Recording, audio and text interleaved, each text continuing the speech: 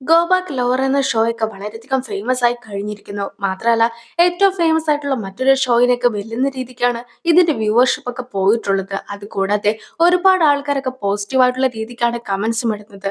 അതുകൊണ്ട് തന്നെ ഇപ്പോൾ അതുമായി ബന്ധപ്പെട്ട ഒരു മീറ്റിംഗ് ഒക്കെ നടത്തിയിരിക്കുകയാണ്. മീറ്റിംഗിൽ വെച്ച് ഷെന്നിനും ഒരു ഐഡിയ ഒക്കെ തോന്നുകയാണ്. നമ്മൾ ഇതുവരെ ആയിട്ടും 3 എപ്പിസോഡ്സ് ഒക്കെ അല്ലേ ടെലികാസ്റ്റ് ചെയ്തിട്ടുള്ളത്. അങ്ങനെയിരിക്കെ നമുക്കൊരു ലൈവ് സ്ട്രീം ഒക്കെ വെച്ചാലോ എന്നൊക്കെ അവളും ചോദിക്കുന്നു. അത് കേട്ട ഉടനെ തന്നെ ഇത്രയും കാലമായിട്ട് റിസോർട്ടിൽ മാത്രമായിരുന്നു നമ്മൾ സീൻസ് എല്ലാം തന്നെ ഷൂട്ട് ചെയ്തത്. അതുകൊണ്ട് തന്നെ ലൈവ് സ്ട്രീം ഒക്കെ വെക്കുന്ന സമയത്ത് നമുക്ക് മറ്റെവിടെയെങ്കിലും പോയി അതൊക്കെ ഷൂട്ട് ചെയ്താലോ എന്ന രീതിക്കൊക്കെ ബോസും ചോദിക്കുന്നു. സോ ഇപ്പോൾ എല്ലാവരും തന്നെ ഷൂട്ടിംഗ് ഒക്കെ നടക്കുവാനായിട്ട് ഉദ്ദേശിച്ചിട്ടുള്ള ആ ഒരു സ്ഥലത്തേക്ക് എത്തിച്ചേർന്നിരിക്കുകയാണ്. മാത്രമല്ല, നിലവിൽ 3 എപ്പിസോഡ്സ് മാത്രമാണ് ടെലികാസ്റ്റ് ചെയ്തിട്ടുള്ളത്. അതുകൊണ്ട് തന്നെ നിലവിൽ ടെലികാസ്റ്റ് ഒക്കെ ചെയ്തതിൽ ഏത് സീൻസ് വരെയാണോ കഴിഞ്ഞിട്ടുള്ളത് അതിന്റെ കണ്ടിന്യൂവേഷൻ എന്ന രീതിക്കൊക്കെ ആയിരിക്കും ഇപ്പോൾ ലൈവ് നടത്തുക. ശരിക്കും പറയുകയാണെങ്കിൽ ഇവരെല്ലാവരും തന്നെ കപ്പിളൊക്കെ ആയി മാറിയിട്ടുണ്ടായിരുന്നല്ലോ. പക്ഷെ ഇതുവരെ ടെലികാസ്റ്റ് ചെയ്തതിൽ അതൊന്നും തന്നെ കാണിച്ചിട്ടില്ല. അതുകൊണ്ട് തന്നെ കപ്പിളായിട്ട് ഒന്നും തന്നെ നിൽക്കുവാനായിട്ട് പാടില്ല എന്നും എന്താണോ സംഭവിച്ചത് അതെല്ലാം തന്നെ അവർ തന്നെ വിശദീകരിച്ച് പറയുന്നതായിരിക്കും എന്നൊക്കെ പറഞ്ഞ് ടീമും ഓരോ ആൾക്കാരോടായിട്ട് എന്തൊക്കെയാണ് ഇതുവരെ ടെലികാസ്റ്റ് ചെയ്തിട്ടുണ്ടായിരുന്നതെന്നൊക്കെ പറഞ്ഞു കൊടുക്കുന്നു. യൂസിയും ഷെന്നും കൂടി ഒന്നിച്ച് ഡേറ്റിംഗ് ഒക്കെ ചെയ്തിട്ടുണ്ടായിരുന്നു. അതുകൊണ്ട് തന്നെ അതിന്റെ ദേഷ്യത്തിലൊക്കെ ആയിരുന്നു ഷെൻ ഉണ്ടായിരുന്നതും. സോ ഇപ്പോൾ നിങ്ങൾ ഒന്നിച്ചിട്ടില്ല എന്ന രീതിക്കൊക്കെ ടീമിലെ ആൾക്കാർ പറഞ്ഞൊക്കെ കൊടുക്കുമ്പോഴത്തേക്കും അതുവരെ കൈപിടിച്ച് നിന്നിട്ടുണ്ടായിരുന്ന ഷെന്നും ലൂവും കൈയൊക്കെ വെടിയിപ്പിച്ച് നിൽക്കുന്നു. ചലഞ്ചറായിട്ട് വന്നിട്ടുണ്ടായിരുന്ന യുസി സൂവിനെ സെലക്ട് ചെയ്യുമെന്ന ഒരു പ്രതീക്ഷയിലേക്കായിരുന്നു സു നിന്നിട്ടുണ്ടായിരുന്നത്. മാത്രമല്ല, സുവും ചെങ്ങും കൂടി മൊത്തത്തിൽ അടികൂടിയൊക്കെ ആയിരുന്നു ഇരുന്നതും. അതുകൊണ്ട് തന്നെ നിങ്ങൾ തമ്മിൽ ഇതുവരെയായിട്ടും കപ്പിളൊന്നും ആയിട്ടില്ല എന്ന സത്യമൊക്കെ ടീമിലെ ആൾക്കാർ തുറന്നു പറഞ്ഞ് കഴിയുമ്പോഴത്തേക്കും ചെങ്ങും സുവും കൈയൊക്കെ വെടിയിപ്പിച്ച് നിൽക്കുന്നു. സയോയുമായിട്ട് സിയു ബുക്ക് സ്റ്റാളിൽ വെച്ച് ഡേറ്റ് ചെയ്ത സീൻസ് വരെയാണ് ടെലികാസ്റ്റ് ചെയ്തിട്ടുള്ളത്. മാത്രമല്ല, സിയു നിന്നെ സ്നേഹിക്കുന്ന കാര്യം ഒന്നും തന്നെ നീയും തിരിച്ചറിഞ്ഞിട്ടില്ല. അതുകൊണ്ട് തന്നെ നിങ്ങളും കപ്പിൾ ആയിട്ടില്ല എന്നൊക്കെ ക്വീനിന്റെ അടുത്തായിട്ടൊക്കെ ടീം പറയുമ്പോഴത്തേക്കും സിയുവും ക്വീനും കൈ വെടിപ്പിച്ച് നിൽക്കുന്നു. നിലവിൽ യൂസിയും അതുപോലെ തന്നെ സയോയും വരുന്ന എപ്പിസോഡ്സ് ഒക്കെ ആയിരുന്നു ടെലികാസ്റ്റ് ചെയ്തുകൊണ്ടിരുന്നത്. അതുകൊണ്ട് തന്നെ അവരെ കൂടി ഈ ഒരു വീഡിയോയിൽ ഉൾപ്പെടുത്തിയിട്ടുണ്ട്. സോ എല്ലാവരും തന്നെ കപ്പിളായിട്ട് ഇരിക്കുകയും യൂസിയും സയോയും ഒന്നിച്ചിരിക്കുകയും ചെയ്യുകയാണ്. നിലവിൽ ലൈവൊക്കെ സ്റ്റാർട്ട് ചെയ്യുന്ന സമയത്ത് ആർക്കെങ്കിലും എന്തെങ്കിലും കാര്യങ്ങളൊക്കെ ചോദിക്കുവാനായിട്ടുണ്ടെങ്കിൽ അവർക്ക് ചോദിക്കുവാനായിട്ട് സാധിക്കുന്നതാണ്. സോ അതിൽ നിന്നും കുറച്ച് ക്വസ്റ്റ്യൻസ് ഒക്കെ സെലക്ട് ചെയ്തതിനു ശേഷമായിരിക്കും ടീമിലെ ആൾക്കാർ അത് കണ്ടസ്റ്റന്റ്സിന്റെ അടുത്തായിട്ട് ചോദിക്കുക. സോ നിലവിൽ ലുവിന്റെ അടുത്തായിട്ടാണ് ചോദ്യം വരുന്നത്. അതായത്, ഷെൻ ഇതുപോലത്തെ ഒരു ഷോയിലേക്ക് വേണ്ടിയിട്ട് ലുവിനെ കോൺടാക്ട് ചെയ്ത സമയത്ത് ഷെൻ അവനെ ഉപയോഗിക്കുകയാണെന്നുള്ള രീതിക്ക് അവന് തോന്നിയിട്ടുണ്ടായിരുന്നോ എന്നാണ് ചോദ്യം. എനിക്കൊരിക്കലും അവളെന്നെ യൂസ് ചെയ്യുന്നതായിട്ട് തോന്നിയിട്ടില്ല. മറിച്ച് അവളുടെ ലൈഫിൽ ഇന്നും എനിക്ക് വാല്യൂ ഉണ്ടെന്നാണ് തോന്നിയിട്ടുള്ളത്. അതുകൊണ്ട് തന്നെ അവൾ എന്നെ കോൺടാക്ട് ചെയ്ത സമയത്ത് എനിക്ക് ഒരുപാട് സന്തോഷമായിരുന്നു തോന്നിയിട്ടുണ്ടായിരുന്നതെന്നൊക്കെ ലോവും മറുപടി കൊടുക്കുന്നു. നിലവിൽ ഷോ ഒക്കെ മുന്നോട്ട് പോകുന്നത് കൊണ്ട് തന്നെ അതിൽ നടക്കുന്നത് റിയൽ ആയിട്ടുള്ള സംഭവങ്ങളാണോ അതോ സ്ക്രിപ്റ്റിലൊക്കെ എഴുതിയ കാര്യങ്ങൾ നിങ്ങൾ വെറുതെ അഭിനയിക്കുകയാണോ എന്നൊരു ചോദ്യമൊക്കെ വരുമ്പോഴത്തേക്കും ഞാൻ നിലവിൽ ഈ ഒരു ഷോയുടെ പ്രൊഡ്യൂസർ കൂടിയാണ്. അങ്ങനെയിരിക്കെ ശരിക്കും ഞങ്ങളുടെ ടീം ആകെ പ്ലാൻ ചെയ്യുന്നത് ഏത് രീതിക്കുള്ള റൗണ്ട് ആയിരിക്കണം അടുത്തതായിട്ട് വരിക, അതെവിടെ വെച്ച് നടത്തണം എന്നുള്ള കാര്യങ്ങൾ മാത്രമാണ്. അതേസമയം ഞങ്ങൾ എന്തൊക്കെ കാര്യങ്ങൾ ഇതിൽ പറഞ്ഞിട്ടുണ്ടോ അതെല്ലാം തന്നെ ഞങ്ങളുടെ റിയൽ ആയിട്ടുള്ള ഫീലിംഗ്സ് ആണ്. അതിൽ സ്ക്രിപ്റ്റ് ഒന്നും തന്നെ ഉൾപ്പെടുത്തിയിട്ടില്ല. അല്ലെങ്കിൽ തന്നെ ഒരു സ്ക്രിപ്റ്റോട് കൂടി തന്നെ ഇതൊന്നും തന്നെ മുന്നോട്ട് കൊണ്ടുപോകാനായിട്ട് സാധിക്കുകയില്ല എന്ന രീതിക്ക് ഷെന്നും മറുപടി കൊടുക്കുന്നു. കഴിഞ്ഞിടയ്ക്ക് ലോയിന് ഒരു അപകടം സംഭവിച്ചു എന്നൊക്കെ ഞങ്ങൾ മനസ്സിലാക്കിയിട്ടുണ്ടായിരുന്നു. ആ ഒരു അപകടമൊക്കെ നടന്നതിന് ശേഷം ഹോസ്പിറ്റലിൽ കൊണ്ടുവന്ന സമയത്ത് ഷെന്നായിരുന്നു ലോയിനെ നോക്കിയിട്ടുണ്ടായിരുന്നത്. അതുകൊണ്ട് തന്നെ നിങ്ങൾ തമ്മിൽ വീണ്ടും ഒന്നിച്ചു എന്ന രീതിക്ക് ക്വസ്റ്റ്യൻസ് ഒക്കെ വരുമ്പോഴത്തേക്കും എനിക്ക് ആക്സിഡന്റ് ഒക്കെ സംഭവിച്ച സമയത്ത് എന്റെ പേരൻസ് ഒന്നും തന്നെ നാട്ടിലുണ്ടായിരുന്നില്ല. അങ്ങനെയിരിക്കെ എന്നെ സഹായിക്കുവാനായിട്ട് മറ്റാരും ഇല്ലാത്തത് കൊണ്ടാണ് ഷെന്നും എന്നെ സഹായിച്ചിട്ടുണ്ടായിരുന്നതെന്ന് ലോ പറയുകയും അതോടൊപ്പം തന്നെ ഞങ്ങൾ ഇപ്പോഴും നല്ല ഫ്രണ്ട്സ് ആണ്. അതുകൂടാതെ കുട്ടിക്കാലം മുതൽ ഞങ്ങൾക്ക് പരിചയമുണ്ട്, ഫാമിലി തമ്മിലും അടുപ്പമുണ്ട്. അങ്ങനെയിരിക്കെ പെട്ടെന്ന് അവൻ ഒരു അസുഖമൊക്കെ വരുമ്പോഴത്തേക്കും അവന്റെ ഫാമിലി കൂടെ ഇല്ലാത്തത് കൊണ്ട് തന്നെ അതിന് പകരമായിട്ട് ഞാൻ നിൽക്കേണ്ടതൊക്കെ എന്റെ തന്നെ ഉത്തരവാദിത്വമാണ് എന്ന രീതിക്കൊക്കെയാണ് ഷെന്നും മറുപടി കൊടുക്കുന്നത്.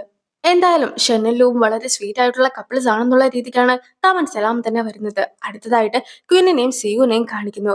10 വർഷമായിട്ട് തുറന്നു പറയാത്തൊരു ക്രഷ് ഒക്കെ ആയിരുന്നല്ലോ അവന് അവളുടെ അടുത്ത് ഉണ്ടായിരുന്നത്. അതുകൊണ്ട് തന്നെ അതിനെക്കുറിച്ച് കൂടുതലായിട്ടൊക്കെ വ്യൂവേഴ്സ് ചോദിക്കുമ്പോഴത്തേക്കും കഴിഞ്ഞ 10 വർഷമായിട്ട് അവളുടെ അടുത്ത് എനിക്ക് പ്രണയം തുറന്നു പറയുവാനായിട്ട് സാധിക്കാതെ പോയത് എന്റെ തെറ്റുകൊണ്ടാണ്. ഞാനും ഒട്ടും തന്നെ എക്സ്പ്രസ് ചെയ്യുന്ന കൂട്ടത്തിലല്ല. അതുകൊണ്ടായിരുന്നു ഞാനും അവളുടെ അടുത്തു നിന്നും എന്റെ പ്രണയം എല്ലാം തന്നെ മറച്ചു വെച്ചിട്ടുണ്ടായിരുന്നു എന്നുള്ള രീതിക്ക് അവനും മറുപടി കൊടുക്കുന്നു. ഈ ഒരു സമയത്ത് ഏറ്റവും നല്ല മൊമെന്റ്സ് ആയിട്ട് നിനക്ക് തോന്നിയിട്ടുണ്ടായിരുന്നത് എന്താണെന്നുള്ള രീതിക്ക് കമന്റ്സ് ഒക്കെ വരുമ്പോഴത്തേക്കും ഞാനും ക്വിനിനെയൊക്കെ ആലോചിച്ചുകൊണ്ട് എന്റെ ഫ്യൂച്ചറിനെ കുറിച്ചൊക്കെ പ്ലാൻ ചെയ്ത സമയങ്ങളായിരുന്നു ശരിക്കും എനിക്ക് ഒരുപാട് സന്തോഷമൊക്കെ നൽകിയിട്ടുണ്ടായിരുന്നതെന്നൊക്കെ അവനും മറുപടി കൊടുക്കുന്നു. അതേസമയം 10 വർഷം അവൻ സ്നേഹിച്ചിട്ട് പോലും അവൻ ഇതുവരെയായിട്ടും എന്തുകൊണ്ടായിരുന്നു ഫ്യൂച്ചറിനെ കുറിച്ച് ഒന്നും തന്നെ പ്ലാൻ ചെയ്യാതിരുന്നത്? ഇപ്പോൾ ഷോയിൽ വന്നതുകൊണ്ട് മാത്രമല്ല ഇതുപോലെ ഫ്യൂച്ചറിനെ കുറിച്ച് ചിന്തിക്കുവാനായിട്ട് പോലും അവൻ തുടങ്ങിയത്. അതിന് പിന്നിലുള്ള കാരണങ്ങളെല്ലാം തന്നെ കമന്റ് ഒക്കെ ചെയ്യുന്ന ആൾക്കാർ ചോദിക്കുമ്പോഴത്തേക്കും അതിന് കാരണമായിട്ട് ക്വിൻ തന്നെ മറ്റൊരു കാര്യം പറയുകയാണ്. ഫ്യൂച്ചറിനെ കുറിച്ച് ആലോചിക്കാതിരുന്നതൊന്നും തന്നെ അവന്റെ തെറ്റല്ല, മറിച്ച് എന്റെ തെറ്റാണ്. അതായത് ഞാൻ മറ്റൊരു റിലേഷൻഷിപ്പിലേക്ക് ആയിരുന്നത് കൊണ്ടാണ് അവനും അങ്ങനെ എന്നെ കുറിച്ച് പിന്നീട് ആലോചിക്കാതെ പോലും ഇരുന്നിട്ടുണ്ടായിരുന്നെന്നുള്ള രീതിക്ക് ക്വിൻ മറുപടിയൊക്കെ കൊടുക്കുമ്പോഴത്തേക്കും പ്രേക്ഷകരും പല രീതിക്കൊക്കെ പ്രതികരിക്കുകയാണ്. ക്വിൻ വിവാഹമൊക്കെ കഴിച്ചതാണോ, അവളുടെ ഡിവോഴ്സ് ഒക്കെ കഴിഞ്ഞതാണോ എന്ന രീതിക്കൊക്കെ ചിലർ കമന്റ് ഇടുമ്പോഴത്തേക്കും മറ്റു ചിലരാകട്ടെ അവൾ ഡിവോഴ്സ് ചെയ്തതാണ്, മാത്രമല്ല അവളുടെ എക്സ് ഹസ്ബൻഡ് പലതവണ അവളെ കാണുവാനായിട്ട് പോകുന്നതെല്ലാം തന്നെ ഞങ്ങൾ കണ്ടിട്ടുണ്ടായിരുന്നു എന്ന രീതിക്ക് കൂടി അവരും പറയുകയാണ്. ഞാനും ഡിവോഴ്സ് ഒക്കെ കഴിഞ്ഞതാണെന്നുള്ള രീതിക്ക് ക്വിൻ മറുപടി കൊടുക്കുമ്പോഴത്തേക്കും എല്ലാവരും തന്നെ അവൾക്കെതിരായിട്ടൊക്കെ സംസാരിക്കുന്നു. അതായത് അവളുടെ ഡിവോഴ്സ് ഒക്കെ കഴിഞ്ഞത് കൊണ്ട് തന്നെ ഇനി നല്ലൊരു ലൈഫ് ഒന്നും തന്നെ അവൾക്ക് കിട്ടുവാനായിട്ട് പോകുന്നില്ല എന്നും ഇങ്ങനെയുള്ള ആൾക്കാർ ഒരിക്കലും ഷോയിൽ പങ്കെടുക്കാനായിട്ട് പാടില്ലായിരുന്നു എന്നുമൊക്കെ അവരും പ്രതികരിക്കുന്നു. എന്റെ ഡിവോഴ്സ് ഒക്കെ കഴിഞ്ഞതായിരുന്നെങ്കിൽ പോലും ഞാൻ ഒരു കാര്യങ്ങളും മറച്ചു വെച്ചിട്ടില്ല. എല്ലാ കാര്യങ്ങളും തുറന്നു പറയുക മാത്രമായിരുന്നു ചെയ്തിട്ടുണ്ടായിരുന്നത്. ആദ്യമൊക്കെ എന്റെ ലൈഫ് ഓർത്തിട്ട് എനിക്ക് തന്നെ ഇൻസെക്യൂരിറ്റി ഒക്കെ ഫീൽ ചെയ്തിട്ടുണ്ടായിരുന്നു. പക്ഷേ അങ്ങനെ സ്വന്തമായിട്ട് ഐഡന്റിറ്റി ഒക്കെ മറച്ചു വെക്കാതെ മുന്നോട്ട് വരണമെന്നൊക്കെ എന്റെ ഫ്രണ്ട്സ് ആയിരുന്നു എന്നോട് പറഞ്ഞു തന്നിട്ടുണ്ടായിരുന്നത്. പാസ്റ്റ് ഒക്കെ മറക്കാതെ തന്നെ ധൈര്യമായിട്ട് മുന്നോട്ട് പോകണമെന്ന് പറഞ്ഞ് എന്റെ ഫ്രണ്ട്സ് തന്നെ ആയിരുന്നു എന്നെ ഈ ഒരു ഷോയിലേക്ക് റെക്കമെൻഡ് ചെയ്തിട്ടുണ്ടായിരുന്നതും. അവർ തന്ന ധൈര്യം കൊണ്ടാണ് ഇപ്പോൾ ഞാനും ഈ ഒരു ഷോയിൽ നിൽക്കുന്നതെന്നൊക്കെ അവളും പറയുന്നു. എന്നെ പോലെ ഈ സമൂഹത്തിൽ ഒരുപാട് ഡിവോഴ്സ്ഡ് ആയിട്ടുള്ള ആൾക്കാരുണ്ടാവും. അങ്ങനെയിരിക്കെ നിങ്ങൾ ആരും തന്നെ വിഷമിച്ചിരിക്കുകയല്ല ചെയ്യേണ്ടത്. ഇനിയും നമ്മുടെ ലൈഫിൽ സന്തോഷമൊക്കെ ഉണ്ടാവുന്നതായിരിക്കും. വിഷമങ്ങളെല്ലാം തന്നെ നമ്മൾ ഉൾക്കൊണ്ടുകൊണ്ട് തന്നെ മുമ്പിലുള്ള സന്തോഷങ്ങളെല്ലാം തന്നെ അനുഭവിക്കുകയാണ് നമ്മളും ചെയ്യേണ്ടത്. അല്ലാതെ ചങ്ങലയ്ക്ക് കിടക്കുകയല്ല ചെയ്യേണ്ടത്. നമ്മളും നമ്മുടെ ലൈഫിൽ ഓരോ മൊമെന്റ്സും എൻജോയ് ചെയ്യണം. ക്വീനും ഇങ്ങനെ പോസിറ്റീവായിട്ടുള്ള ഒരുപാട് കാര്യങ്ങളൊക്കെ പറഞ്ഞ് കഴിയുമ്പോഴത്തേക്കും പ്രേക്ഷകരും അവരെ സപ്പോർട്ട് ചെയ്തുകൊണ്ട് തന്നെ സംസാരിക്കുന്നു. സൂവിനെ കാണുവാൻ എന്തൊരു ഭംഗിയാണ്, അങ്ങനെയുള്ള സു എങ്ങനെയാണ് ഈ ഒരു ഇന്റർനെറ്റ് അഡിക്റ്റിനെ സ്നേഹിച്ചിട്ടുണ്ടായിരുന്നെന്നുള്ള രീതിക്ക് കമന്റ്സ് ഒക്കെ വരുന്ന സമയത്ത് എനിക്ക് കുട്ടിക്കാലം മുതലേ ഗെയിംസ് ഒക്കെ ഒരുപാട് ഇഷ്ടമായിരുന്നു. അങ്ങനെ ഞാനും ഗെയിംസ് ഒക്കെ കളിക്കുവാനായിട്ട് തുടങ്ങി. അതായിരുന്നു എന്റെ സന്തോഷം. അങ്ങനെ ഇരിക്കെ ഗെയിംസ് ഒക്കെ കളിക്കുന്നത് എത്രയേറെ തെറ്റാണെന്ന് നിങ്ങളോട് ആരാണ് പറഞ്ഞത്?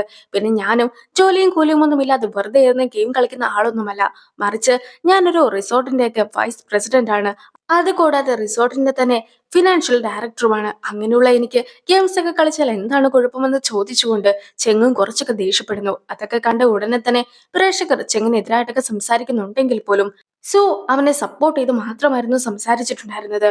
ചെങ്ങം ഇങ്ങനെയാണ്, ചെറിയൊരു കാര്യത്തിന് പോലും ദേഷ്യപ്പെടും. എങ്കിൽ പോലും അവൻ എന്റെ അടുത്ത് ഒരുപാട് സ്നേഹം മാത്രമാണ് ഉള്ളത്.